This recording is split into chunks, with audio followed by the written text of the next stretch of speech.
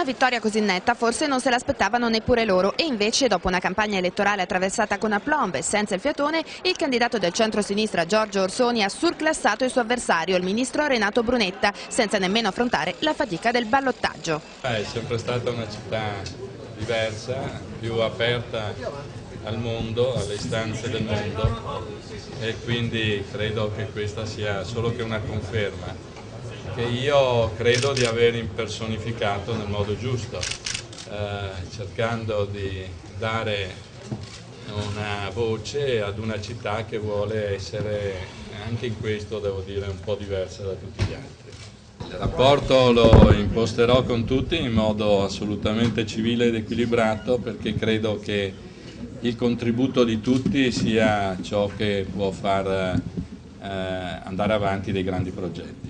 E intanto è festa a Cafarsetti, dove fino a ieri sera, dopo il 60% ottenuto da Luca Zaia in regione, si temeva un'avanzata della Lega anche in Laguna. L'alleanza tra il centro-sinistra e l'UDC invece ha dato i suoi frutti e il sindaco uscente Massimo Cacciari, nel fare gli auguri al suo successore, ha voluto sottolinearlo. Questa scelta di una unità strategica con l'UDC, del centro-sinistra con l'UDC, è la scelta necessaria per questo Paese, al di là di ingegnerie istituzionali, elettoralistiche, eccetera, eccetera. E Venezia l'abbiamo dimostrato, sono felice per questo. Messaggi di congratulazioni per Orsoni anche da Brunetta, che però a Cafarsetti non si è fatto vedere. Assente anche Marco Gavagnin del Movimento 5 Stelle, che pure ha raggiunto un risultato sorprendente, andando oltre il 3% e garantendosi una rappresentanza in Consiglio Comunale. Male invece per tutti gli altri, rimasti con l'eccezione di Boato al di sotto dell'1%, segno che le liste civiche a Venezia, confermatasi baluardo storico del centro-sinistra, non hanno convinto.